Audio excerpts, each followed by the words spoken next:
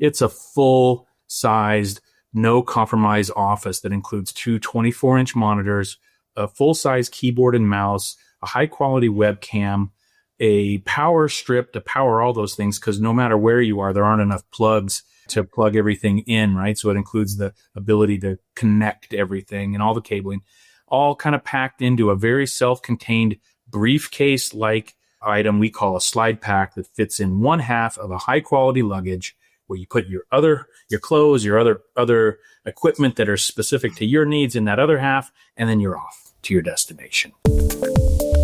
Step into the world of success with your brand amplified, the ultimate podcast designed to unravel the intricacies of thriving businesses. I'm your host, Annika Jackson, and I'm on a mission to uncover the stories, strategies, and secrets that have propelled entrepreneurs and business leaders to success. Shane Lindsay is on the podcast today because I asked him to be on it, which, if you are a listener, you may realize isn't something I do every day because I get a lot of inbound requests, which I'm very grateful for. But I somehow discovered your product, Shane, Ramble. Yeah. Maybe I got a Kickstarter. Maybe I probably saw an ad for it. Yes. It on drove you to media, Kickstarter. And it intrigued me because I travel a lot. I am making plans to start living overseas part of the year. And it's really important. It really aggravates me when I don't have part of my setup with me and then have a meeting that I get pulled into where I really need multiple screens and I need everything at my fingertips, not just a laptop. So Shane Lindsay, co-founder of Ramble Office Anywhere, thank you for joining me today. Oh, it's my pleasure to be here. Thank you so much. And thank you for finding us. I mean, we are so new and you were a ground level supporter. So much appreciation. I do appreciate it very much. Yeah, well, we're definitely going to get into product features and the why, because that's what really attracted me. But before we do that, I'd love for you to talk a little bit about your background. It's so unique. You started in agriculture. You moved overseas. I'll stop there so that you can share your journey. Yeah. Okay. Yeah. I mean, first, I'd like to say again, thank you for having me. I do think I'm kind of an atypical guest for your program's typical content. You got much more data and very cerebral kind of context and guests that are common guests in your podcast. And mine is much more nuts and bolts, hands-on product development kind of stuff. So it does stray from your typical guest profile. So I appreciate you considering me as a viable story for your podcast. I grew up in agriculture. I'm born on a cow-calf operation, a ranch, if you will, and really spent most of my youth trying to figure out a way to get out of agriculture. And not that I hated it. It was just, it had been a family tradition for generations. And it was something that I personally wasn't that committed to, especially the idea of riding fences and branding cattle and whatnot. Just wasn't that romantic for me. I'd been doing it for a long time already, and I wanted to get out and do something different. I found my way to Japan in the late 80s. That was a time, if you remember, probably not. You're much younger than to have a memory of that era. But at the time, Japan was kind of like what we think of China today, where it's kind of this up-and-coming superpower, and there are Sonys and Toyotas and Nissans kind of hitting our market for the first time. I think your younger viewers, which most of them probably are, don't realize there was a time where TVs and cars were predominantly made in America, and that era was changing quite rapidly in the 80s. And I thought, international business was a great way to get out of agriculture. I found my way to Japan. I lived there for most of the late 80s and early 90s. And then, as fate would have it, I got pulled back in to agriculture. There was a movement in that time frame. We're trying to balance the trade deficit we had with Japan. Japan's market was closed off to beef, and they had just liberalized it in 1992 to where anybody that wanted to could export beef to Japan. Of course, there were tariffs and other obstacles, but if you wanted to export beef there, you could. And I was recruited actually at that point. My family had been in agriculture for a while, so it was kind of well known that I was living in Japan and had language skills, etc. And there was a fellow in Idaho who wanted to start a project, first of its kind, producing Wagyu beef in America to export it to Japan. And that was the entire business plan at that point, was to produce Wagyu beef here for cheaper and sell it to Japan. They needed a Japanese speaking cowboy to help with that pursuit. And I was the only one they can find. So I got recruited back into it. It did pull me into international business. And I did have to travel extensively to get both the cattle production system set up and then ultimately go and market the beef. And so I traveled all the time, especially in the early days. And but it's always been a chronic problem for me to remain effective and productive and on top of things as I travel, especially internationally with the time zone constraints and whatnot. And so it's been a lifelong, decades-long struggle. But there was, and if you don't mind, I'll go into kind of how I, decided that Ramble was a worthwhile venture. There was a period where that frustration got a little more intense. Well, before we do that, I'm just so intrigued by because Wagyu is something that most of us who try it love. Yeah. And I'm really intrigued by the idea of taking something that we think of as a Japanese type of beef and selling it back to them. Yeah. Was that an easy sell? Was that a difficult sell? Well, the idea was that we could do it cheaper, and it's not always hard to sell something cheaper than the original. If you can make something less expensive, there's an opportunity for that. And at the time, and you got to keep in context that at this time, there was zero awareness of what Wagyu beef was in this country. 100 out of 100 people I would ask about Wagyu beef knew nothing about it in the early 90s. So it would have been a tremendous lift to try to force feed Wagyu beef at a higher than our domestic cattle price to this market. So really the only conceivable business plan at the time was, well, we can do it cheaper than they can in Japan. So let's do it here and sell it back to Japan at a cheaper price. Never at the early stages did we conceive that at some point the U.S. market might actually want this beef because it seemed double the price. What consumer in America would possibly pay for that? And really, as it happens, we did exactly that business plan. We sold everything to Japan. From 1995 is when our first kind of pounds of beef started materializing, and we sold everything back to Japan until 1999. And then we started thinking, well, this is rolling and we're having some success, but it's a little dangerous because what if there's trade friction and the Japanese market closes off to us? So we thought we'd better get, kind of diversified out of this market. And at that point, we started introducing the beef to folks in Hong Kong and Singapore and other Asian markets first, and then eventually into the United States. And it did take off. And it turns out the consumer base in this country do want to know more about the story of their beef. And they do want a better eating experience. And they do want a story to go along with their beef. And at the time, we learned that over the evolution of this process in this brand development and never conceived of it. We did not go into this trying to create a new category of beef in the USA, which ultimately is what we have done. But it was an accident relative to the initial business plan. Yeah.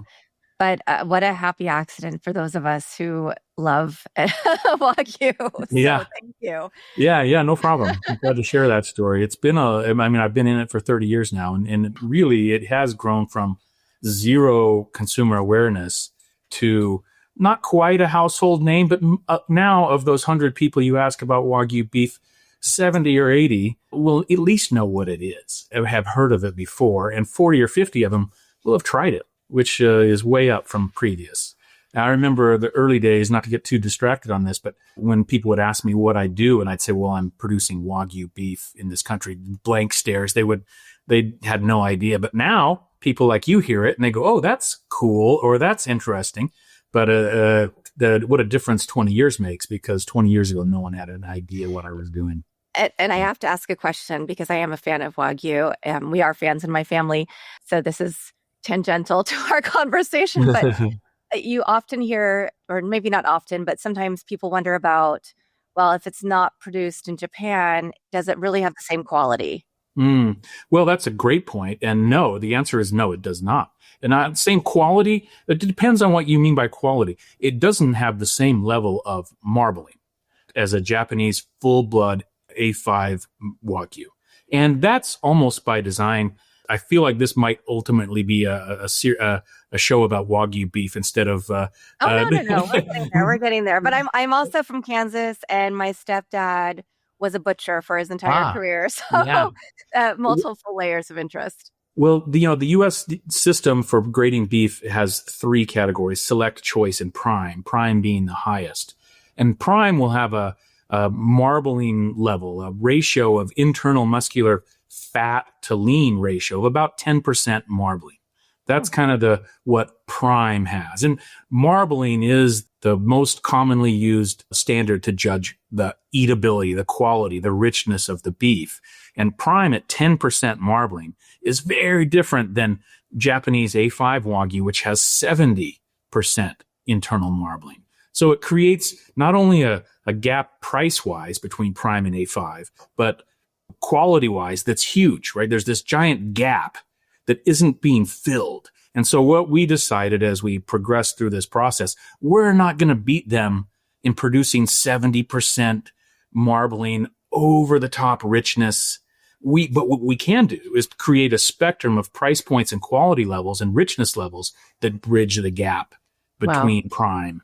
And so that's where the term American Wagyu comes from. We're not trying to be Japanese Wagyu and failing. We're trying to bridge the gap with a spectrum of quality and richnesses using Japanese Wagyu genetics. And Wagyu, by the way, is a breed of cattle like Angus or Hereford or Holstein, etc. Using those genetics to create a spectrum of qualities and eating experiences that bridge that gap.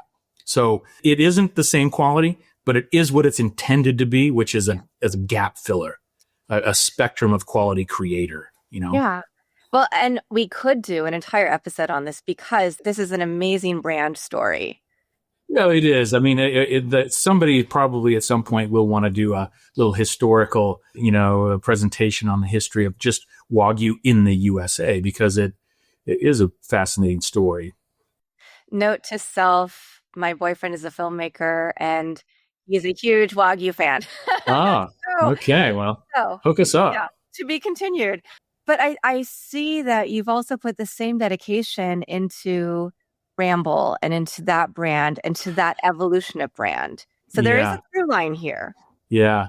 We're still probably if you were going to make the comparison, we're probably still in the stage where no one knows what it is. It's this undiscovered new thing.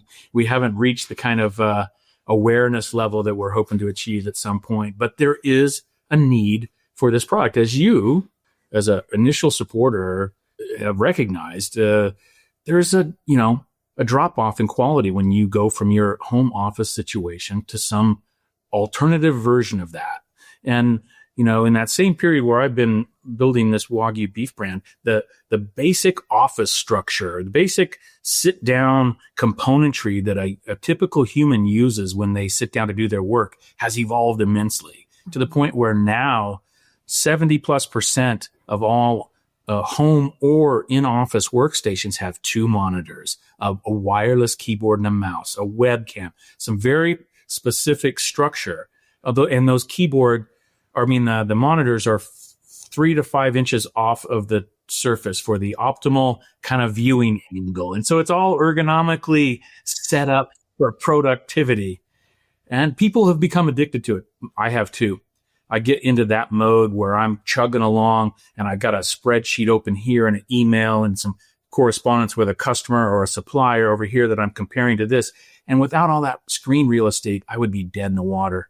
And, there are plenty of studies where just going from a single monitor, well, there's one study in particular from the University of Utah where they take people working on a single monitor versus a dual monitor. So all the other variables are the same. It's just two monitors. 44% reduction in productivity just going to one monitor. So if you're going from a dual monitor setup to just a laptop, it's like it feels like 100% drop in productivity to me. So we're addicted to that setup and people can't live without it now. It's so true. I mean, if I'm, in my role as a professor and I'm grading papers, it's really great for me to be able to have two screens so I can have the analytics and like what I'm grading them on one screen, have the assignments on the other, grading, or, I can be watching if they submitted videos. I can have that on one screen and then I can be giving notes on the other screen in real time. If I'm podcasting, I mean, I have your LinkedIn and different other profiles up on my other screen while we're speaking. And everything I do, it's really difficult. So it is difficult to travel and only have one screen. And I know you didn't make this for podcasters, but it's also great to have a case, and we'll get into what is, encompassed in Ramble, but to have one side basically, which is all of the equipment you provide, and the other side is you can put your clothing or other things. But to have that side, I can automatically just have my travel mic, any other travel equipment that I need for podcasting already in there too, and not be looking all over. Okay, where did I put it? Which suitcase doesn't need to go in? It's all contained. And so it's a big time save as well. And so you have traveled with all of your jobs. You've had this issue yourself. And so did you originally create this for you? And believe your son is your co-founder. Did you do market research and realize if it's an issue for me, it must be an issue for so many other people? Did you look at how many people are digital nomads now? What were the things that prompted you to say, this is my next business? Well, I mean, we did do a TAM analysis, a total addressable market, kind of anecdotal, our own interpretation of how many customers are there out there. And it gave us a favorable number, but those are stabs in the dark for a product that doesn't exist yet. So we really had no idea how many people would be interested in this. I did know I needed it. And what brought that to my attention was all this travel, of course, where I've suffered from reduced productivity and increased frustration. But I just kind of thought of that as par for the course, and I accepted it as reality. But it was when we remodeled our home and we had to be out of it for 6 months. And so I was working in Airbnbs and bouncing around, and we took it as an opportunity to travel and be adventurous. And I loaded up 2 monitors, everything I needed into a couple of boxes, and my clothes in a suitcase, and loaded it into my car. I live in Arizona. We stopped in Telluride for a week, and then in Park City, and then just up to Seattle where we used to live, and then back down. And so we made this big roundabout working out of Airbnbs, but having all the tools with me. And I thought, this is great. I can do this. Anyway, this is what working from the road really should be like, because on those weeks, we were enjoying dinners in Park City and doing things that you can only do when you're out there somewhere other than home, but still getting everything done in a very productive way while we're doing it. And I thought it was amazing. I said, I could do this. I should just sell my home and bounce around like this. But then we decided, well, let's go down to Mexico for a couple of weeks. We had the construction actually got extended, and we were out for a couple more weeks than we thought originally. So, well, it's February. It's warm in Arizona, but it's warmer in Puerto Vallarta. Let's go there. And I couldn't take any of that stuff with me.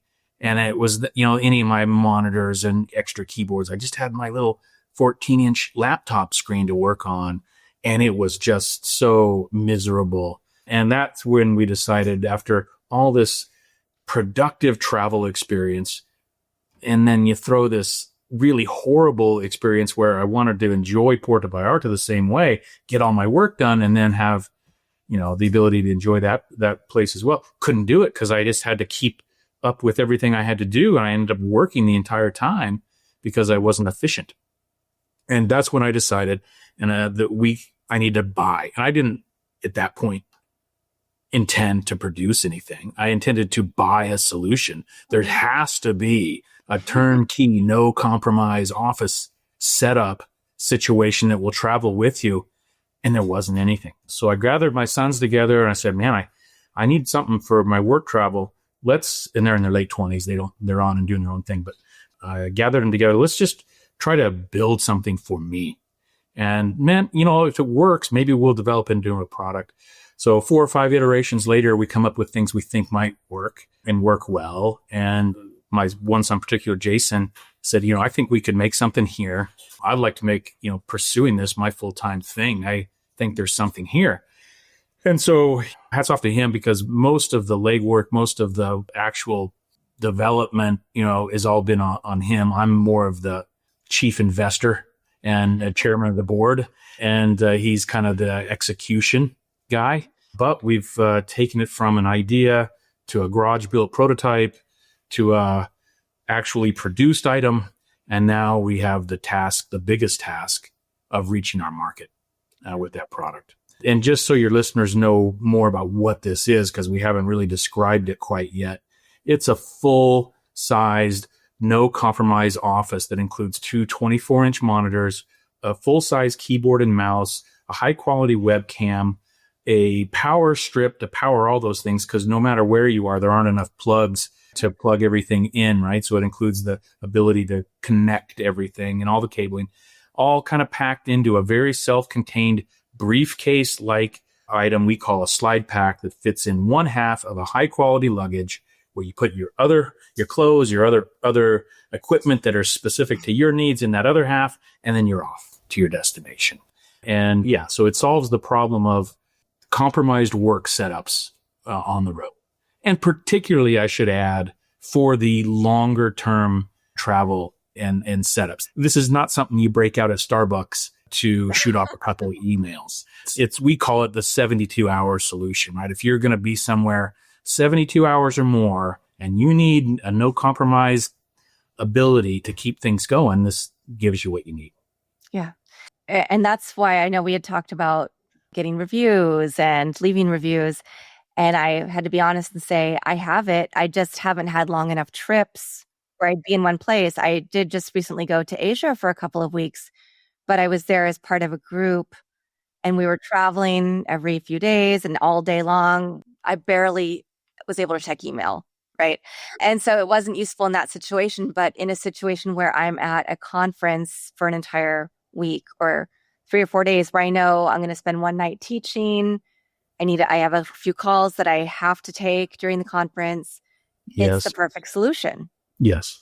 Yeah. Or for instance, when I start spending, my daughter is going to be, in university next year. So when I start spending time in my other country of citizenship, Thailand, then this is a great thing for me to be able to set up there and have an entire office in my hotel or my rented Airbnb or whatever while I'm looking for a more permanent place.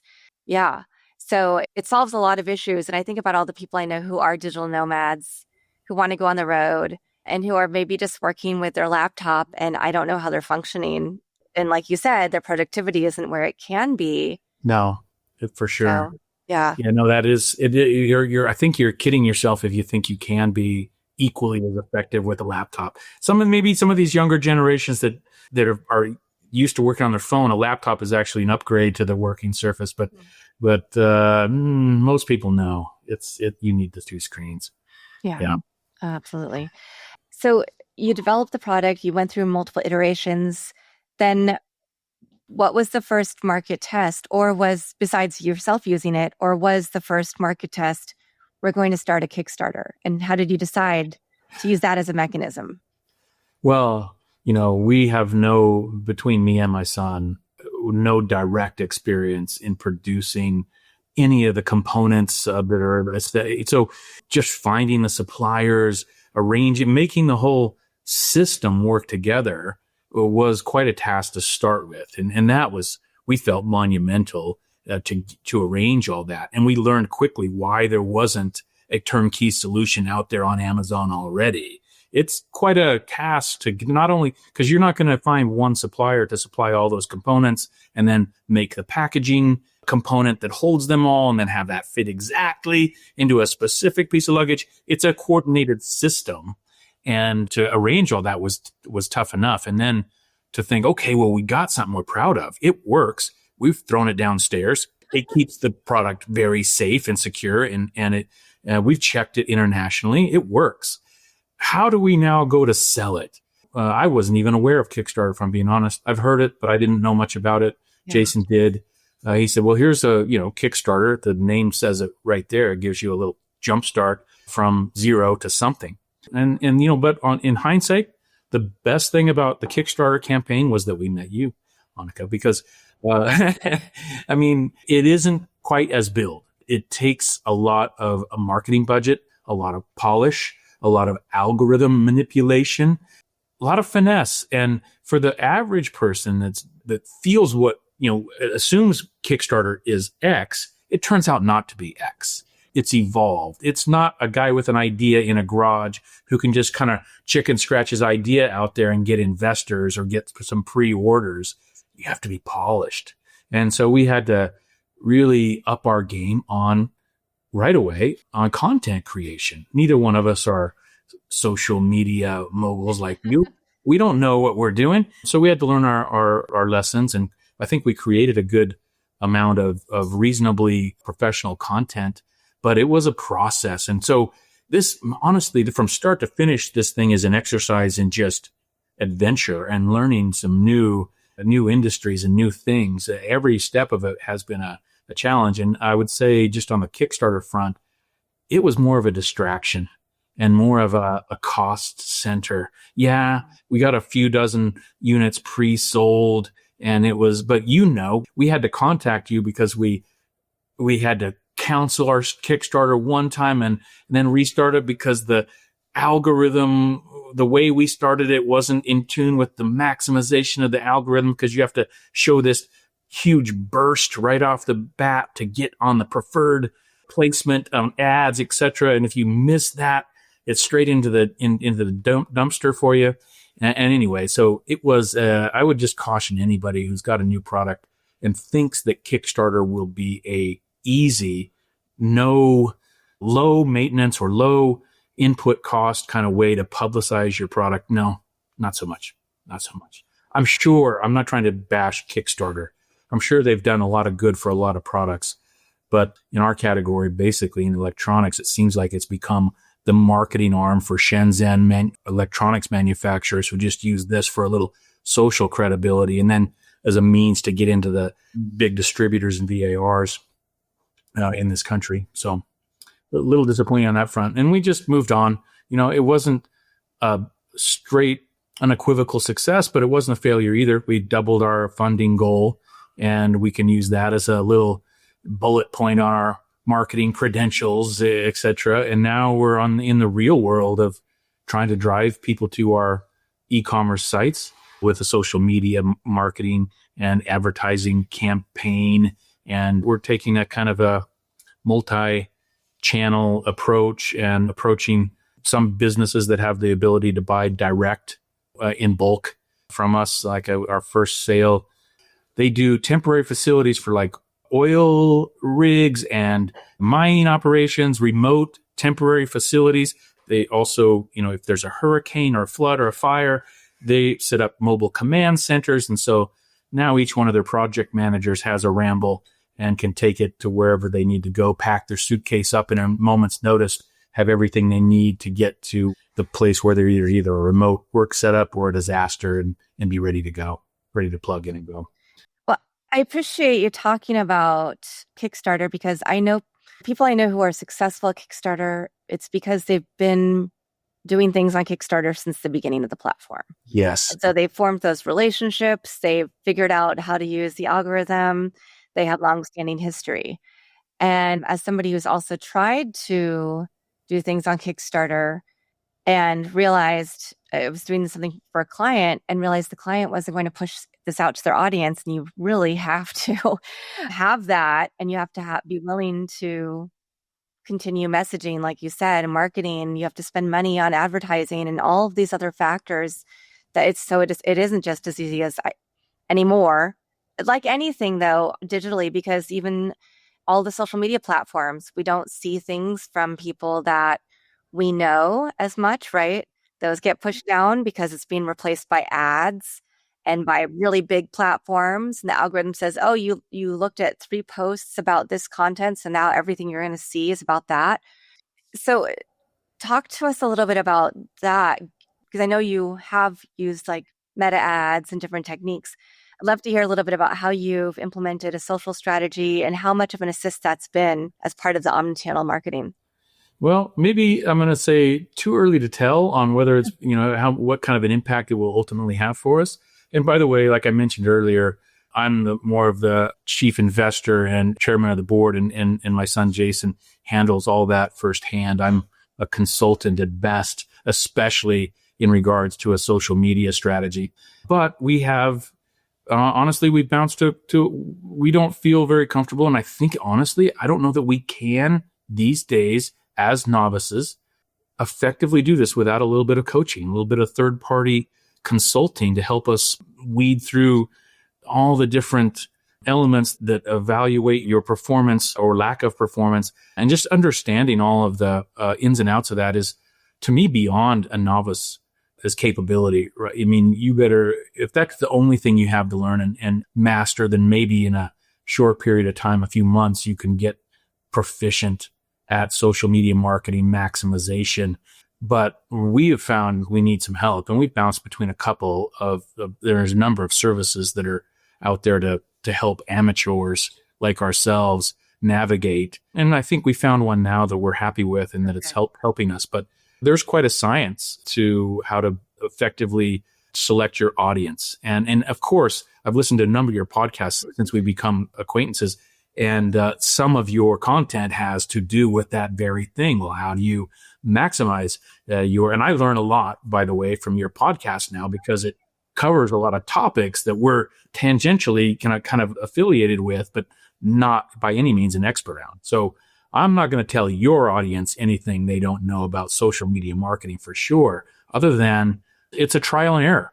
Honestly, I feel like, there's a lot of dials and switches and whatnot, and you got to turn this dial a little bit that way, select this audience instead of that audience, and then wait and see what happens. And then it's so forth. And it's a giant trial and error exercise, in my opinion. So I'm not going to pretend to try to be able to contribute anything to your average audience person's understanding of that aspect. We're doing the best we can and trying to maximize our ROAS as best we can. But we just find that it's just a matter of tweaking this variable and turning this switch off and turning that switch on, and then seeing if that improves or sets us back. Very rudimentary approach to it, but that's the best we can do. Any advice you or your listeners want to contribite to us, we're all ears. Well, yeah. Are you for your e-commerce, are you using Shopify? We are using Shopify. I have some ideas for you. Oh, awesome. That we will definitely discuss. One is, it's called Code ADX, and I'll share it with you after the podcast episode, but it's essentially podcasters and creators on YouTube can choose storefronts to partner with. And so they do the advertising, they talk about your product, you give them a percentage off, and then they get a percentage for each sale. And there are brands who've had a lot of luck with that strategy. Oh, really? Yeah. Sounds like exactly what we need, to be honest. We need some social credibility. We need to, we want to build our pool of folks that we cooperate with, because trying to reach these people in very conventional paid advertising kind of way is costly. And I think largely ineffective. And I'm tired of giving my money to Meta, if I'm being honest. Be honest. I'd rather give it to, influencers and other networking type of situations than to Meta. Yeah. And nothing against Meta, but yeah. And that's micro influencers are really where it's at right now. That's, but you also talked about being able to formulate relationships with businesses who can buy at scale. We're trying that too. I do think originally our use case was mainly more of the digital nomad, the professor podcaster as our key demographic. No, but people a lot like you, Annika, that do have a lot of freedom, can move around. But we found an auditor that has to be on site at a client's location for an audit. And I've been in companies where we have auditors, and they come in and they do all this on little laptops in your conference room. They need a full work setup. They could do twice as much. So I do think approaching, say, an accounting firm where they have at least 10 loaners that they give out to their auditors that are off-site would be, a venue. And so we're trying to tap into those kind of direct-to-business, larger scale, kind of 10-unit plus sales opportunities. And that's a lot of cold calling, really. Yeah. I mean, there's no secret to that. A lot of like I was saying when we came in the door here, a lot of your guests generally are experts on all these things that I'm struggling with right now and learning, first person what not to do as quick as I learn what to do. And so your podcast has actually been very helpful in helping me just get some ideas. And the Code ADX thing sounds wonderful. I'd love to know more about that. But Yeah. Well, and I would say though that I appreciate what you're saying, but I also think you're in a new market. You are an expert in American Wagyu. You coined it, right? You're the reason why we all know, maybe not all, but I think everybody's listening probably, why we all know and love it and get excited when we see Wagyu on the menu. When we go someplace where we weren't expecting it. right. And so it's a matter of applying something to different case, right? And as entrepreneurs, as business owners, this is something we go through every time we have a new idea. So, yes, I'm an expert in some things, but I'm also starting new businesses and new business ideas and seeing what's going to work right. I know this is a need in the market, but is this something, the sales cycle is a little long on this part. So maybe I want to switch over to this other thing that I also know people want. And so it's always, processing and figuring out, okay, now, and I will say I've been really bad about posting on social media because you can only do so much. So now I'm like, all right, now I'm getting my team back in place to handle different social components, whether it's for my podcast coaching and production business, for my podcast itself, my personal brand and the work that I do there. Right. And so it's a juggling act, and you can never, I don't think any of us ever feel satisfied that we're doing everything we can. Maybe that's probably true. Thanks for that word of encouragement there, because sometimes I get a little discouraged that I'm fuddling my way through this, and I'm not sure if I'm making progress. You only probably can see the progress after you've been at it and plugged away for a few months and see it where you've come. It's not daily progress. Yeah, your company from starting to formulate the idea is not even 2 years old yet. Right. Yeah. So you're already doing really well if you look at the scale of small businesses and where they're usually at in this time frame. Well, thank you. Appreciate that. Yeah. Yeah, we're not discouraged, but we're also have learned pretty firsthand that this is going to be a push and maybe equal or on par to the Wagyu thing, right? There's not zero parallels between the two. We're taking something that didn't exist and then popularizing it. So it did take a couple of decades. I hope I can do this one a lot quicker than a couple of decades than the Wagyu thing. So I'm optimistic we can do that. Yeah. I'm very confident that you can. And I'm really excited to figure out ways to help you because I really believe in your product. I do have it. I haven't taken it on a trip yet because I haven't had any trips long enough where I'd be able to use it enough. I have taken all the components out. I've tested them. Oh, nice. Right? Yeah. And so, because I'm like, okay, I want to make sure the setup is that I can implement it immediately when I'm on the road and I'm not sitting there going, okay, is, the keyboard working? Is this working? Is everything where I need it to be? And so, I think that there's a lot that we're going to see from you. I can imagine some other, product lines perhaps down the road. We do. Yeah, not a spoiler, but Jason's hard at work on a Ramble Mini now, which will be a carry-on size version of the same concept. Of course, it won't have 24-inch monitors. They wouldn't fit in a carry-on. But it's the same concept, but something a little more lightweight. Maybe our current iteration is the 72-hour plus type of business trip, and this one certainly could go beyond 72 hours as well, but it would also have application in your day trips or your overnights. I'll sign me up for that. Okay. And then also thinking about editors, because editors now can work from anywhere. My boyfriend is an editor. How great would it be for him to have an entire setup? Because he often, sometimes, he just spent a few months on the East Coast. He didn't have his full setup there. But if he had this, that would be a solution. And so I think there are a lot of careers that have changed the way that we work, that this has great implications for. And I know that you have a special offer for my audience, but what I'm going to do is I'm going to put a pin in that because I want to get you on some systems. Oh, nice. Yeah. Where we can then make the very generous discount that you are offering, and I can publicize it even more than just on the podcast. So Shane, you have a lot of takeaways. We're going to bring you back on. I want to see when you have other products, let's see where you are at in a year.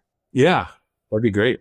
and all the things that you've learned then. And I think Mm. you're talking about pain points that everybody experiences.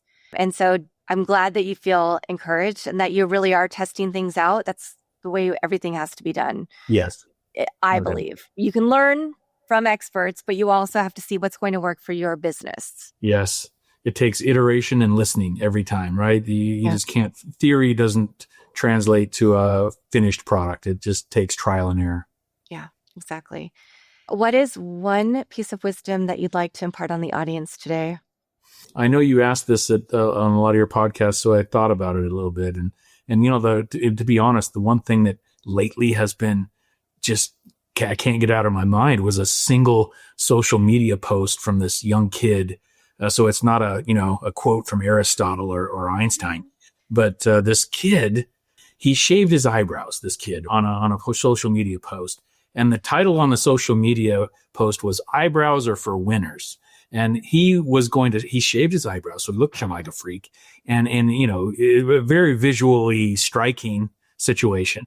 But he said, "Eyebrows are for winners, and until I reach my goal, I'm going to keep shaving my eyebrows." And that is my physical, everyday remembrance of what my goals are and what I'm striving for. And I'm going to endure some kind of physical pain. I'm going to have people look at me strange every day, and that only goes away when I win.